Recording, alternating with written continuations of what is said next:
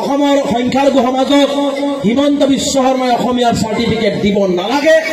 এইখন অসম আমাৰ, হিমন্তৰ যিমান অধিকাৰ আছে আমাৰ এজন ফেলাৱালা ৰিক্সাৱালাৰ সমানেই অধিকাৰ আছে।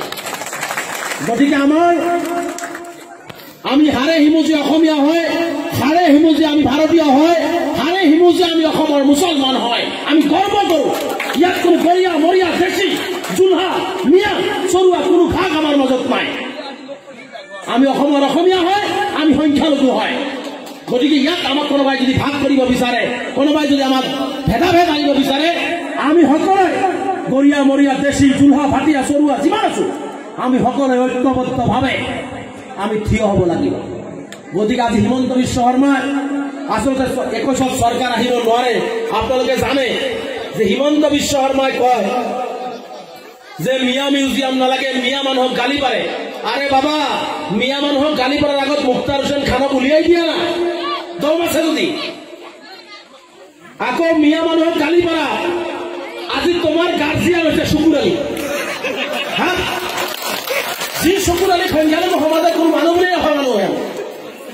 তেওঁ এটা এনেকুৱা ধৰণৰ পৰিৱেশ তৈয়াৰ কৰিছে, আজি শুকুৰ আলীৰ আশ্ৰয় ল'ব লগা হৈছে হিমন্ত। গতিকে ইয়াতকে আৰু বিজেপিৰ দুৰ্দিন বজাই পৃথিৱীত আৰু কোনোদিন নাহে। গতিকে অসমবাসী ৰাইজকো মই আজি নলবাৰীৰ পৰা আহ্বান জনাওঁ, এই শুকুৰ আলীৰ দলক আমি যিকোনো মূল্যৰ বিনিময়ত আমি উৎখাত কৰিব লাগিব। ইস্কাৰ কেম্পেইনাৰ বনাইছে, পিএছও দিছে, গামোচা পিন্ধাই। গতিকে মই শুকুৰ আলীক এটা কথাত ধন্যবাদ দিম যে শুকুৰ আলী অৱশেষত ইফালৰ পৰা ঘূৰি হিমন্ত বিশ্ব শৰ্মাৰ যে উপদেষ্টা হৈছে, এইটোৰ কাৰণে মই শুকুৰ আলীক ধন্যবাদ।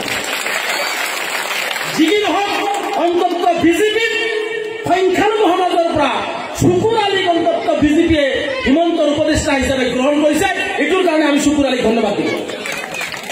আৰু এইটোৱে স্পষ্ট হৈ গ'ল যে বিজেপিৰ দল এতিয়া শুকুৰ আলী হৈ গৈছে, কাৰণ শুকুৰ আলী কলেজতো হাৰিছে। গতিকে হিমন্ত বিশ্ব শৰ্মাই এইবাৰ এছেম্বলি ইলেকশ্যন হাৰিবই। গতিকে পঞ্চায়তবিলাকতো যে হাৰিব, কাৰণ শুকুৰ আলীক লৈ সেইটো উদাহৰণ ছেট কৰি লয়।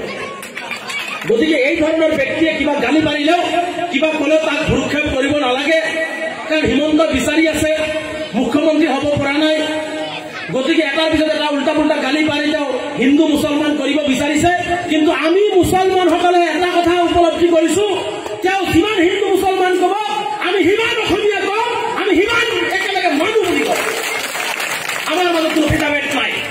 আমি প্ৰথমতে মানুহ, আমি প্ৰথমতে অসমীয়া, তাৰপিছত মুছলমান। গতিকে মানুহ হিচাপে ভাল মানুহ হ'ব নোৱাৰিলে মই ভাল মুছলমান হ'ব নোৱাৰো। অনুৰোধে ভাল হিন্দু হ'ব নোৱাৰে, ভাল যদি মানুহ হ'ব নোৱাৰে, ভাল হিন্দু মানুহ হ'ব নোৱাৰে। গতিকে আমি প্ৰথমতে ভাল মানুহ হ'ব লাগিব। আৰু এই ভাল মানুহ আমি হৈ অসমখনক ৰক্ষা কৰাৰ দায়িত্ব, যেনেকে অসমখনক ধ্বংস কৰাৰ দায়িত্ব হিমন্ত লৈছে, আমি অসমৰ মুছলমানসকলে অসম আৰু অসমীয়া জাতিক প্ৰতিটো আপদে বিপদে আগতেও যেনেকে থিয় হৈছো, আজিও তেনেকে থিয় হ'ম। কাৰণ মুছলমানৰ গাত গাদ্দাৰীৰ তেজ নাই, যাৰ কাৰণে লাচিতৰ লগত লগ হৈ মোগলক মুছলমানক অসমৰ পৰা মুছলমানে খেদি পঠিয়াইছে। গতিকে গাদ্দাৰী কৰা, এইখন দেশৰ লগত গাদ্দাৰী যদি কৰিছে, এইখন ৰাজ্যৰ লগত যদি গাদ্দাৰী কৰিছে, হিমন্ত বিশ্ব শৰ্মাই কৰিছে, বিজেপি দলে কৰিছে। গতিকে তেনেকুৱা দলক আমি প্ৰত্যাখ্যান কৰিব লাগিব। গতিকে এইখিনি কথা কৈ সকলোৰে দীৰ্ঘায়ু কামনা কৰি নলবাৰী জিলা সংখ্যালঘু সমিতিখন অধিক শক্তিশালী ৰূপত আজি আমাৰ প্ৰতিনিধি সভাত আপোনালোকে সহযোগ কৰি বনাই দিব, যাতে আগন্তুক দিনবিলাকত নলবাৰীৰ প্ৰতিটো সমস্যাৰ ক্ষেত্ৰত নলবাৰী জিলা সংখ্যালঘু ছাত্ৰী ইউনিয়নে ভালদৰে কাম কৰিব। আমাৰ মাজত আহিছে, মই কেন্দ্ৰীয় সমিতিৰ ফালৰ পৰা আন্তৰিকভাৱে ধন্যবাদ জনাইছো। নলবাৰী জিলা সমিতি যিখন আজি আছে, যিখন এতিয়ালৈকে ভংগ হোৱা নাই, মই প্ৰতিজন কৰ্মকৰ্তাক মই হিয়াৰ অন্তৰস্থলীৰ পৰা